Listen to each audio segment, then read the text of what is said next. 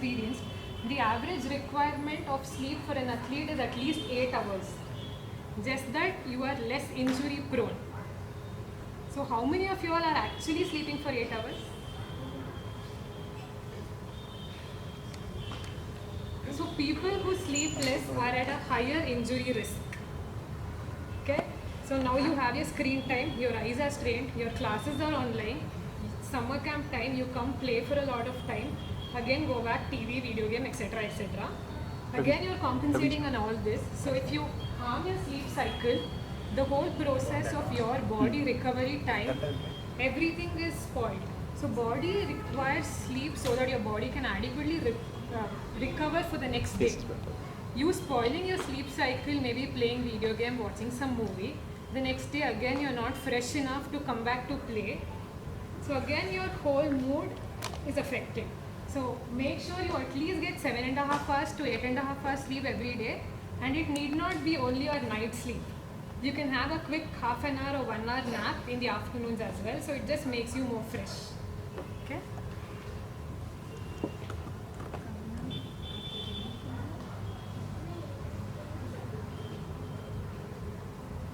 Next is hydration or your water intake. You might have heard you have to drink 8 glasses of water, 2 to 3 liters of water every day. And in summer you lose a lot of fluids because of your sweating and other things. Dehydration you can notice two ways. One is your urine output. The darker your urine color or more yellowish it is, you have to know that you're dehydrated. It is advisable to have your urine color somewhere between light yellow to transparent color. The other method is through your dryness of mouth or your lips. So these are the two things you have to make note. And again, dehydration will cause your coordination decline, muscle cramps. So the main reason for your muscle cramps is again reduced water intake. So make sure, I have experiences where when I'm running a lot, I have abdominal cramps. So mainly because there is not adequate water intake the previous night or the early morning before I go for a run. So make sure you have a proper water intake, especially since it's summer. Rehydrate yourself with lots of ORS and other electrolytes equally. Okay?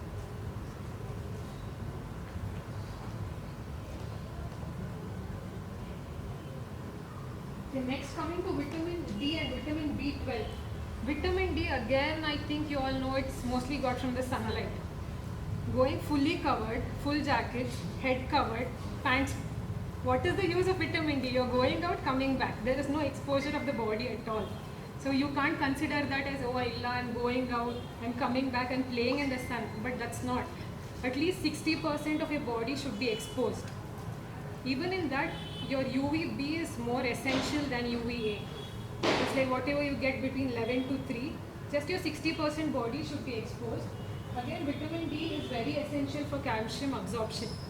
Calcium again comes to your bone, and again it prevents the risk of injuries. So everything in the daily life is interlinked. So again, coming to vitamin B12, it helps in proper communication between the muscles and the brain. So you don't have proper vitamin B12 intake, there is no communication between the brain and the muscle. Your muscle will be asking for something, it will be performing some other activity, but there will not be proper coordination or connection. Again, B12 helps in increased energy production, muscle building and repair, improve performance. So again, if you link it, if there is no proper communication between the muscle and the brain, there is no performance. You will be doing something, the brain will be giving some other signals. So again, coming back to that.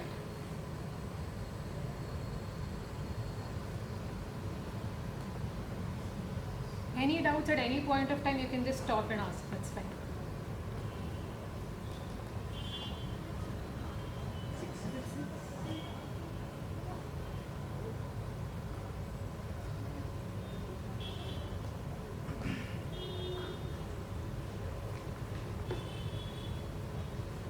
Nutrition. How many of you all are non-vegetarians? Okay. How many eggs do you eat a day? On an average, do you eat eggs every day? No. I eat every day, almost every day. Okay. Others? Not times a week. Sorry? 2 times a week. Okay. So the actual protein intake of the body should be 1.2 to 2 grams per body weight. For example, if you're weighing 30 kilos, your average protein intake should be at least 60 grams. And making it simpler, one egg has only 3 grams. So there you get to know how much of protein you're giving your body. It again doesn't mean just only eggs. You might take it in extra supplements, which is the last resort, unless you're not taking it with your food. Your nuts, your dry fruits, everything has a lot of proteins. So make sure you give your body proper nutrients with respect to food first, and only if that is not sufficient, go for supplements. Because again, supplements has a lot of side effects, pros and cons. So first preference is for food and then dietary supplements. Again, please avoid excess sugar and carbonated drinks. Sugar actually doesn't make any good for your body. So it's just that extra urge to eat sugar, sweets, chocolates. So at least consumption of excess sugar will make it better than having the usual thing. Maybe you'll add 1 spoon or 2 spoons for your coffee or thing. Reduce it to 1 spoon. And slowly you can come down. Okay? Carbonated drinks. You know, again it has sugar. Okay. So soda effects. Okay. So it doesn't do any good to the body. Mainly because a lot of extra sugar in the carbonated drinks, your Sprite, Coke. Okay. Who likes Sprite? I drink cold drink. Drinks. Very good. No proteins, McDonald's. Okay, the next most important thing, warm up. How many of you all are actually doing it on a regular basis? Frank, Club. only club? In club with lot of efforts, lot of. Okay, so coming to warm up again, I am honest. We were doing it properly only during the summer camps and never continued it later on. So that only month of April and May would be warm up time and the cool down exercises, otherwise we never carried it. Again, coming to warm up, it is highly subjective. My body might get warm up maybe with 10 rounds of running, but it might not be the same with you. Because every body is different with respect to metabolism and body temperature. So again, while warming up, you have to make sure when you feel your body is warmed up, your temperature is high, that is when you stop. So ideally, warm up has to be done until then. So again, your basic warm up might include your jump ropes, lateral running, rotations, stretching, foam roller. Coming back to stretching, what we ideally start with warm up is 1, 2, 3, 4. So that is not what the actual warm up should actually consist of. You're warming up so that whatever actions you'll be performing, your muscle will be used to it. So what you ideally have to do, your rotations where there is dynamic movements, that is what is required for warm up. Okay? Again, maybe leg lifts. So it's just not you pull, leave, pull, leave. So make sure you do that movement, your body is used to it. So it has to be more of a dynamic movement. So rotations, cross body stretch, all the static things is not advisable as a part of warm up again. So it's your lateral running, jogs, jumps. So it's mostly that.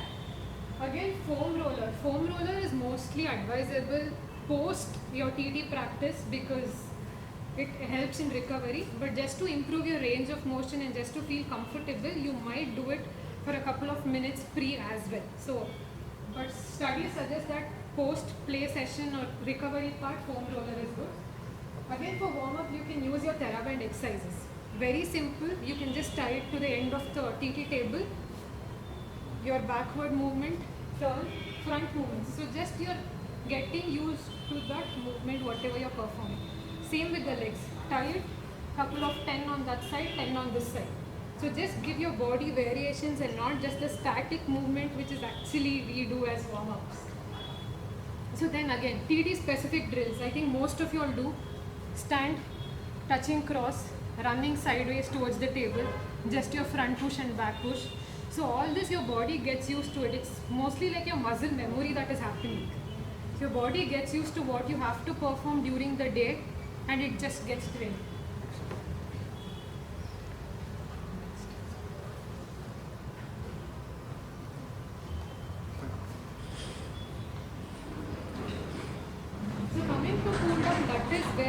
perform your static stretches. And even static stretches are ideally to be holded for at least 30 seconds. So you hold it for 30 counts, that is when your muscle gets elongated. So whatever muscle fatigue would have happened during your playtime, that is when it will recover or take time. So make sure if you're doing static stretches, at least you do it for 30 counts and 2 sets. So unless you just keep it for 1, 2, 3, 4, 5, 6, 7, 8, 9, 10. 1, 2, 3, 4, 5, 6, 7, 8, 9, 10. I thought. No use at all. It's like doing nothing as well. So again, foam roller. Foam roller ideally set to be done at least 20 to 30 seconds on each side. So you lie down on the foam roller, aaram se roll, feel free, there is no time bound anything. Do it, you feel relaxed, so that is when you get to know. The more you do, the next day you'll feel much better. You'll aid in faster recovery, as simple as that. So again, cool down is very important for injury prevention and reducing DOMS. DOMS in a simple tone is the muscle soreness. If you actually do one new different exercise one day, maybe a frog jump or a duck walk if you haven't been doing, one day you do 3 rounds, next day you won't be able to walk. So that is just because your muscle would have had micro tears. So that is actually known as delayed onset of muscle soreness. So ideally to prevent all this, you start foam rolling or proper stretching. Again, static stretches are very important.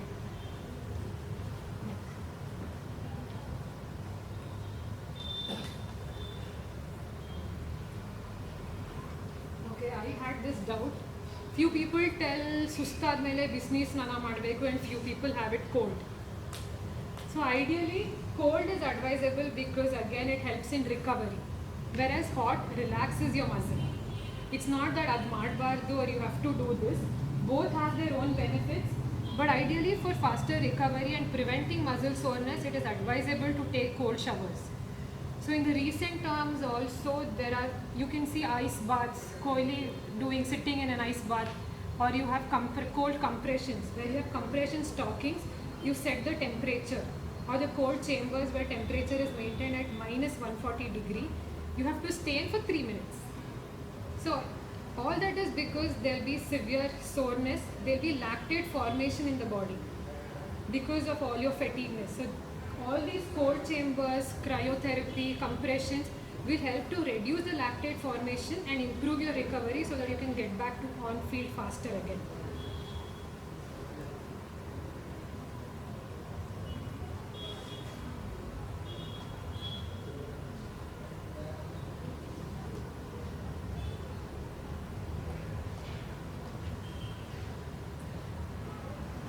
This is something for the athletes and less for the students. This is training or periodization. So it is something like your training schedule can be divided into 4 parts. One is the preparation phase, pre-competitive phase, competitive and active rest. So mostly all your summer camps and all are in the preparation phase where you work more on your fitness levels and your techniques. So make sure you overload yourself. So that is the time you have adequate time for recovery. It's not that you go play today, you're fatigued and the next day you can't perform. It's not like that. There you have a lot of time for recovery. So make sure you give your best, work hard a lot more. Maybe a lot more with your strength training, lot of your running and endurance preparation. So whatever that preparation phase is there, that prepares you for the competition phase. So pre-competitive phase is ideally between 2 to 4 weeks. That shouldn't be too long because you get bored of it because there it has a specific training schedule. You train what is required for that tournament phase. Maybe if I am not happy with my pimple rubber practice, that 2 to 4 weeks I focus more on that and my services. So whatever is ideally required for that time, you work more on that. Again, competitive phase, it's just to maintain your peak performance level. Make sure you are injury free at that area, that period of time. You don't put too much of load on your body. You work on your recoveries because you'll be playing a lot of tournaments together. Just focus on your proper techniques. If you see yourself like last tournament, you've not performed well with respect to one particular athlete, see where you can improve. See what mistakes you did then and where you can improve. So work more on that. So that is where competitive phase comes. And active rest is like the year end. After everything is done, you take rest for about 2 or 3 weeks. So again, the cycle starts. So it's basically to improve your performance level. It's not that every day you go play the same thing.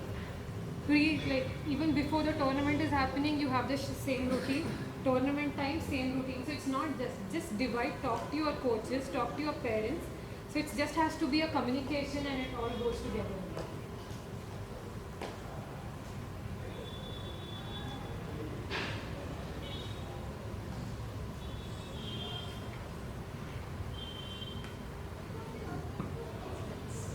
So as mentioned, just a few photos of the ice compressions, ice baths. Ice baths, usually you can do it any tub or a swimming pool kind. You immerse yourself in ice, and it is ideally not supposed to be done for more than 15 minutes. So 10 to 15 minutes is the usual time. Cold compressions, you have compression stockings for your upper body, lower body. Specific temperatures are set, and after a period of time you again take it off. So again, that's the cryo chamber. You have to go inside, it closes. You have nitrogen gas which is supplied, so that is which makes the temperature colder.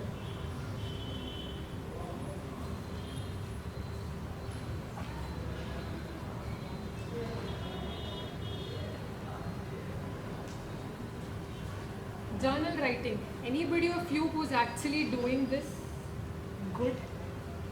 What do you do?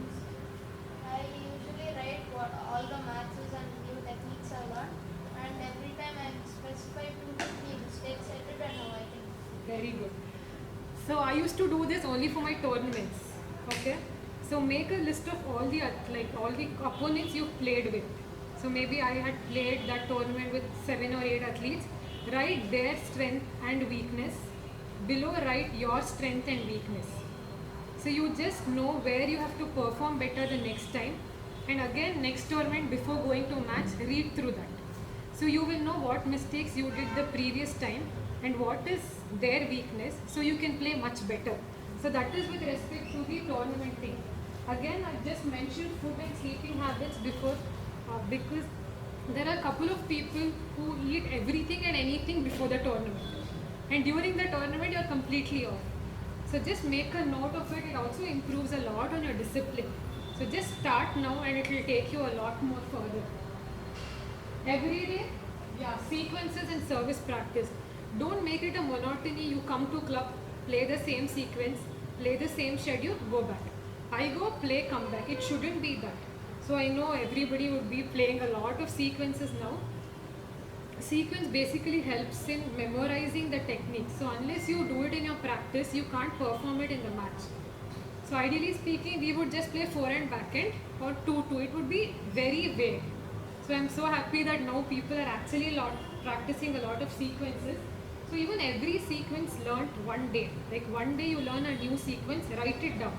So maybe before the match, even if you go through that, you'll have an idea. Your brain knows, oh, you actually know to play this. You might not expect the same sequence in the tournament, but you know if you get it like this, this is how you have to play. It's not that same forehand or backhand. Again, fitness components. Maybe you did something different today. Note it down. So you will know how your body is reacting to it. Not every exercise or every sequence might be adaptable to each one of you. There might be few movements which might be difficult for you to play. So when you play the same sequence the next time, see how your body responds or see how that exercise is actually making you work. So it's just about that.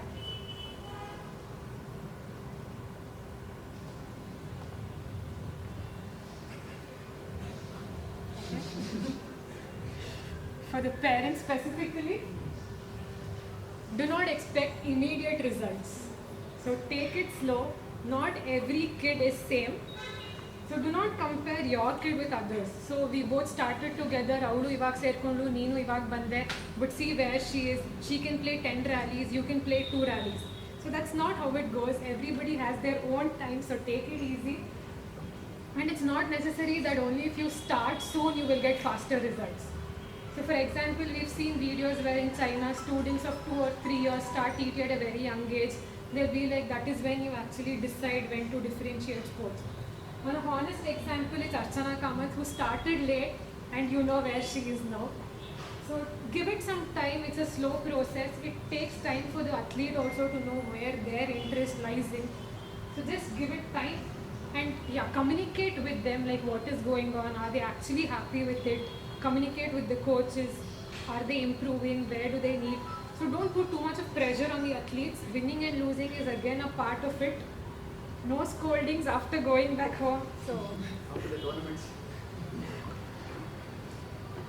because we've seen players being beaten after the tournaments. Not during the tournament. Yeah, after. After. Take it separately. So yeah, just a small slide on common injuries in table tennis. Your back pain, shoulder pain, elbow, knee, ankle stability or pain. Again, everything comes down to your strengthening exercises, core stability, proper warm up and cool down, adequate rest and recovery. So as mentioned previously, no rest and recovery, you're again prone to injuries. And I know you might just be doing the flexibility exercise, warm up and cool down, but strengthening is as equally important as your TT. So maybe you're just doing this movement, your right side is active, what about your left side? So one day you try to lift something on your left, you injure your left side. You can't toss the ball again. So makes no sense. Again, you have to train your body with respect to the movements performed. As I mentioned with the TheraBand, let another athlete stand behind. You perform the same movement. So your body knows this is how it should go, and with the TheraBand strength, your shoulder muscles are strengthened. Again, squatting. Make that position so your body knows what is the adequate bend you have to do. It's not that one day you go, you stand like this and start another day again, something like that. So body should have that muscle memory, what is the right movement to be performed. That is when you lessen the injury status. Because I saw a couple of players who started with me are suffering from back pain now, only because when they started there was no strengthening exercise at all. All of a sudden they started doing 1000 skipping, that exercise, this exercise when they shifted the club, and now they are in a state where they cannot play TT anymore.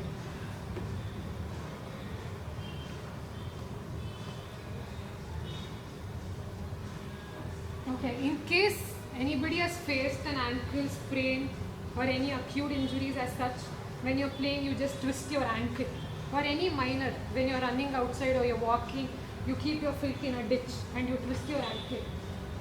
So this can be followed anytime and every time.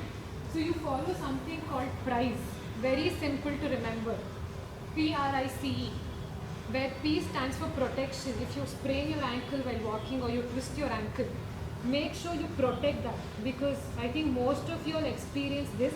When you are injured at one particular area, you tend to hit that area more. It just happens. So make sure you protect that area, tie something to it, keep it safe, and then rest. You have to rest so that you stop activity at that level. It might be minor tear in the ligament, okay? Unless you rest, you're not letting it recover. You walk, run with your ankle injury, you're spraining it more, you're straining it more. So there's no time for recovery. I think that is supposed to be one of the best methods for acute injury. You can take a plastic cover, put few ice cubes and ice that area, whichever, it might be your elbow, your ankle, anything. Other thing, keep a glass of water in the freezer, let it cool for a while, freeze it and then keep it in that area. The next is compression. Mostly with your ankle sprains, you see people putting crepe bandages. Okay? Then elevation. Elevation is mostly because you reduce the blood supply and let that area heat. So again, elevation, usually it is supposed to be above your heart level. So you're sleeping, keep 2 or 3 pillows and let it rest. Again, if you injure your elbow or wrist, keep pillow so that there is no blood flow. Only if you keep it like this, there is blood flow to this. So if you raise it high, it is much reduced. So anytime any of your family members have acute injuries, this is the best thing. PRICE. Okay?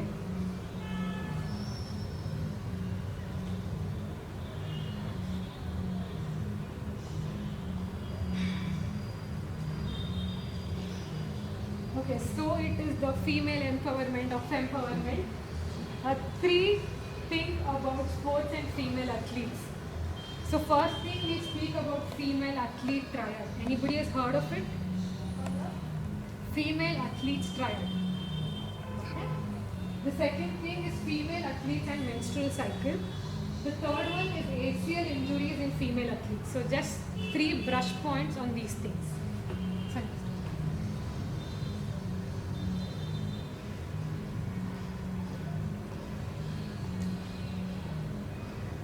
So coming to female athletes triad, it's not likely mostly seen in all the racket sports people. It's mostly in something like gymnastics where people actually try to maintain a proper body figure. They eat less.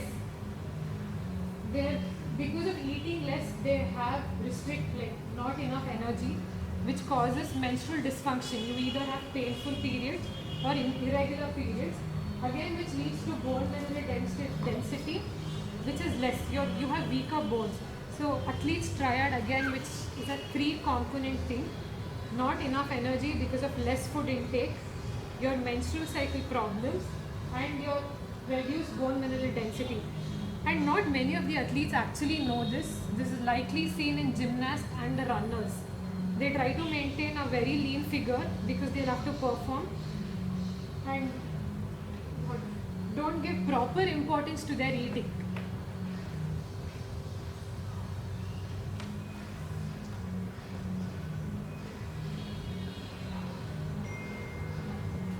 The female athletes and menstrual cycles. It's better you always track your cycles and know when it is actually due. Maybe you go to a tournament and you have your periods, you might get mentally affected. So it's better to be well prepared, carry your pads, be well known when you have. Because it's like, I did not have severe symptoms when my cycles were there. But I have seen my friends who bleed a lot during that time and who have severe cramps. So in that cases, you're psychologically affected, and few people have better performance during their cycles, whereas few people they do not have. So again, menstrual cycles relates a lot to performance, recovery, injury risk and sleep patterns. It's actually known that during your 3 to 4 days of your menstrual cycle, your injury risk is higher. So try to avoid too many pivoting or rotational movements that time, because that is when ACL injury is actually most likely to be prone. Also, do not try to skip your sessions or fitness sessions because of your menstrual cycles. You might be having pain, so just communicate with the coach. Just make sure you go light on that day. Don't skip your training, because you can't skip a tournament telling that no, I'm on my periods, I can't go play. So it's all like a normal phenomenon, it's okay. So you come, play light, do your less fitness activities, don't do too much of your core on that day. Because again, doing core, it'll improper blood circulation, it will go back, you might have more cramps. So make sure you do physical activity during your menstrual cycle, but be light on that day. And it is always advisable to be physically active even during your chunks. So it's all fine, do not neglect it.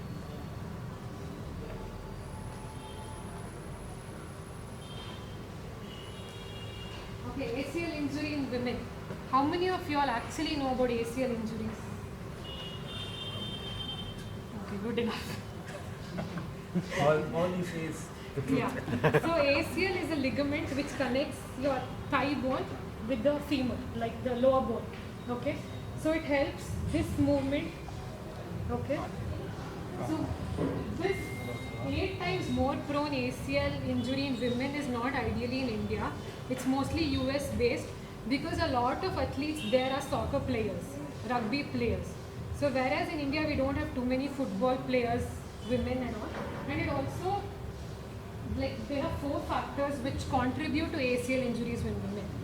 So first one being the anatomy. Mostly we can get it down to the structure of bones. So compared to men and women, you can see this thigh bone, which is the top bone, and shin, which is bottom. This is the notch present on the thigh bone. Ideally speaking, this notch is smaller in women. So that is one of the reasons where women are actually more likely prone for ACL injuries. The other one being wider hips. One reason is childbearing. So that is when you compare men to women, women have always been having wider pelvis. The second one is biomechanics. It's just the body movements. Coming to that, females are more flexible compared to men. All of you will agree? Put more impact on the knees rather than the muscle. If you put immediate force, your knee is taking all the weight rather than the muscle. So there are a lot of ACL injuries which happen because of accidents. You're going on a two-wheeler, you suddenly put your brake and step on, and you have an ACL tear. So that is because your muscles are not strong enough to prevent that translating movement, and then your ACL ruptures. The third one is hormonal. Again, menstrual cycle. If you are on the initial days of your cycle, you have more proneness of ACL injuries. The last one is genetics. Recently, I got to know that ACL injury plays a lot of, genetics plays a lot of importance with respect to ACL injuries. Though it is not directly interrelated, but there are cases if your father or mother or their relatives had an ACL injury, you are more likely to be prone for an ACL injury as well.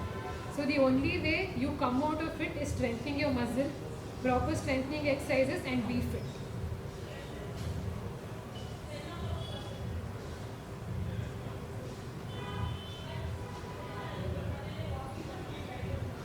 Okay? A small slide on what all other things can be done with respect to sports.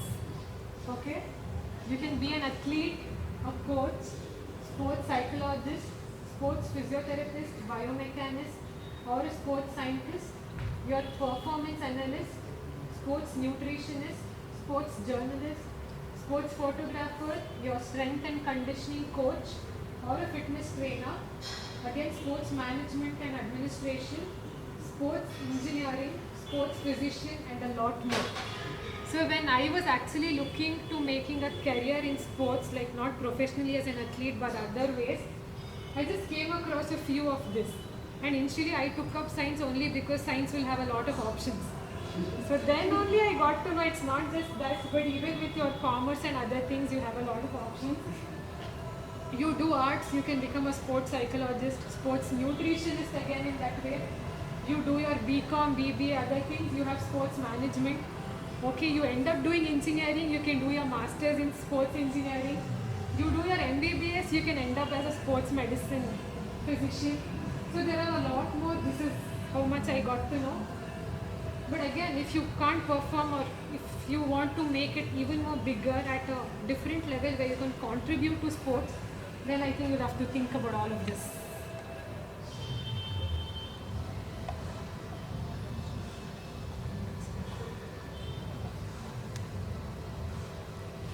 We have a great year where we have 4 Olympians this year, so wishing them all the very best for the Tokyo 2021. And the last slide, which will be the conclusion.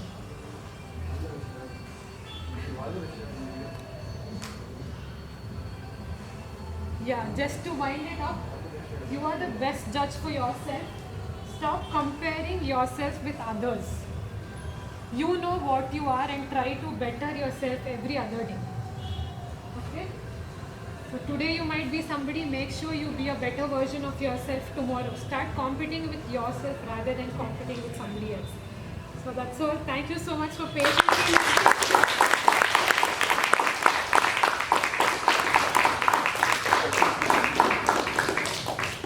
Okay, so that was a quick brief on what are the things you can do in sport and what are the things you're supposed to do on a day-to-day basis with respect to exercising. A lot of insight. I think she covered the 360 degrees of the sport. Fantastic. Such a short span, she was able to summarize so well with her experience and her learnings throughout the year. So we'll take a couple of questions. I had a few. If any of you have any questions, you can raise your hands. We'll take 2 or 3 and then we'll conclude. Okay? So if anyone has questions, you can raise your hands. Otherwise, I'll start with my question.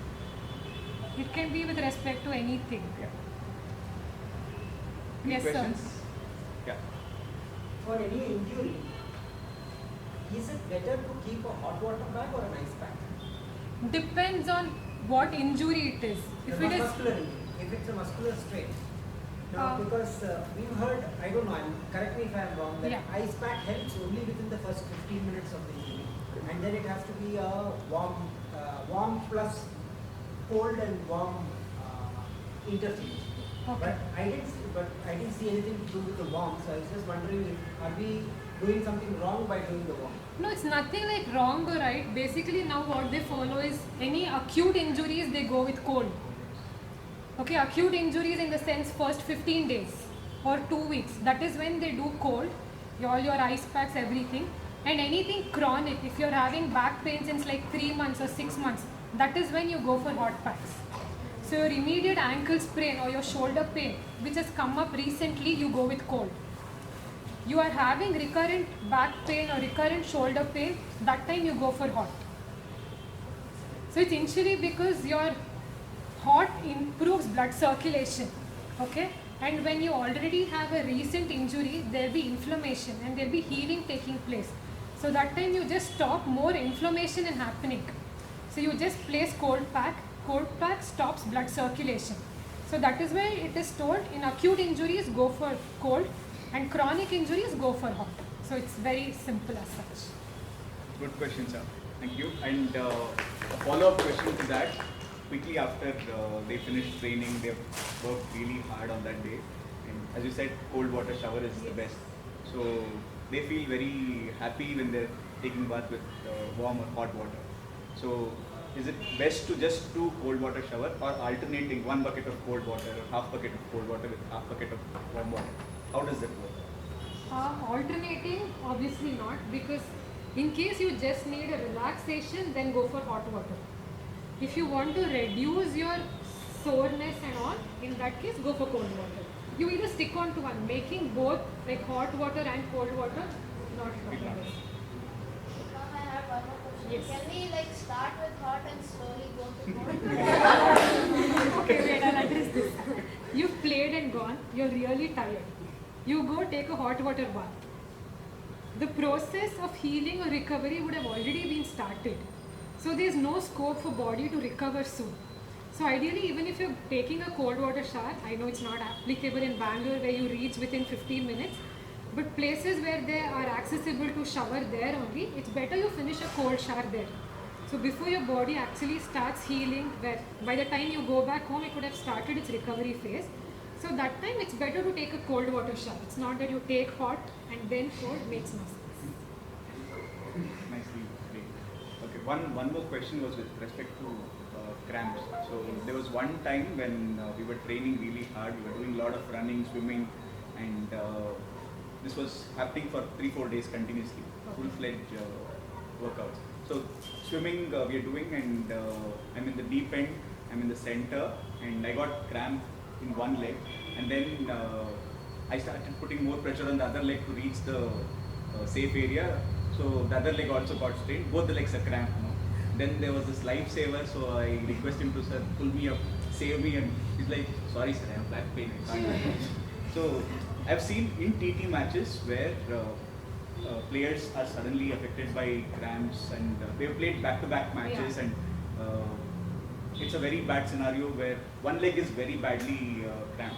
So how do they come out of that situation? Do they have to abandon the match? Can they take some rest and come back? What do you suggest in that kind of scenario? So that is where you actually maintain proper hydration the previous day and during the competition day. So start taking lot of liquids and electrolytes, because again your body will be for losing a lot of electrolytes, and cramps again, no proper workout, there will be lactic acid formation, and that is one of the main reasons why you have cramps. So immediately during the match, just go for quick releases. At that time, if you are accessible to an ice pack, maybe quick icing. Just rubbing, rest for a few seconds, and then you can get back to play. Or immediate foam rolling. So that is when you release those muscles, whichever is cramped. So foam rolling, quick icing, faster recovery at that point. So I think one of the major takeaways in recovery today has been around foam rolling, which we'll be starting to Please do start doing it. shortly. Okay, so ice bucket challenge, all of you know. After camp, go home. Make sure you take. Because even there, when I see in CSC, every swimmer will be carrying their own foam rollers. So till then, even I hadn't seen this, because I was working out recently. That time we came across foam roller. Otherwise, foam roller has been a very new concept for me as well. But now every other athlete has their own foam rolling. They finish stretching, foam roll for a while, and then only leave. That's like very important in recovery sessions as well. When do you have any questions? Vitamin D, afternoon Yeah. time. What is the difference between taking vitamin D in the morning and in the afternoon? That Sunlight. time it's mostly UVA. So both are important. Yeah, but mostly it's UVB. So that helps in calcium reabsorption and those things. It's mostly vitamin B. Like So vitamin early morning is best and afternoon also. Yeah, and make sure it's like 60% of your body is actually. How many absorbed. minutes do they need to be in the sun for absorbing the right amount without getting tan? Not exactly sure. Even by accidentally, when I'm exposed to sunlight, actually I feel very comfortable while playing. That's why I'm asking. Even in the 2 o'clock, 4 o'clock time. Because again, you might just have an injury or you might feel fatigue a day. But all these 10 things, what was mentioned, again comes back to a cycle. If you don't do these things properly, your performance is affected. So it's not just one day you can't play or you're not able to perform the best. It might be because there are other factors which are actually affecting that. So random shoulder pain might be the reason because these things have not gone fine. No offense. Lakshya might have some questions. Lakshya. So Lakshya has been one of the experts with respect to fitness Injuries. and injuries. So did you have any specific questions? She's all clear. If you have any doubts, you can contact us. Alright. Any other questions? One last question we can take. One If question not, is from your experience as a player. When you mentioned that 2-0, 10-8 and then giving up the game, I think that's pretty common and we all face that. So from your experience, what would you suggest to the kids so that they can bounce back faster? Because that's a learning and you will fall that. And there are also incidences where I've come back being 10-8 down, 2-love down. So there are both sides of the story, but just mentioning. So at that time, yeah, you lose 1 point. You always focus for every point. So it's not that when E point or to next point, you might feel that nervousness, what is going to happen? Or na match soth but train agate. Don't take it to that extent. Play for every point. Okay, E point hota, there's always a next point. But where I was referring there is, don't play that foolish game where one flat out there, 10-8 moment are anyway winning the match, why not give a try? So that everything, I know how it feels at that moment where you want to finish off the match, but don't do that. So every point play with the same seriousness what you played from the start. And make sure you don't give too much of lead in the start and then come bouncing back. So play seriously from the very start. 1 point psychology should be gone. 1 point and Is every point it's is not important? Every just point is that 1 point which is important for the rest of the match. so finishing with a good stroke, finishing the match with a stylish stroke or a fancy stroke, that can also result in the result going in the opponent's favor. So take every point seriously and close it up. And giving 1 point to the opponent has also been that mindset that we've all had. But off late, even they give 1 point, they come back and you're not able to win 1 point. That's okay. Yeah. 1 point is. So make sure that you don't become very relaxed giving that 1 point and you're not able to take any more points in that case. Okay, so overall fantastic learning. Did you enjoy the session? Yes. So finish. Anything else you want to add? Wonderful and thank you for the wonderful session. Thank you for having me here.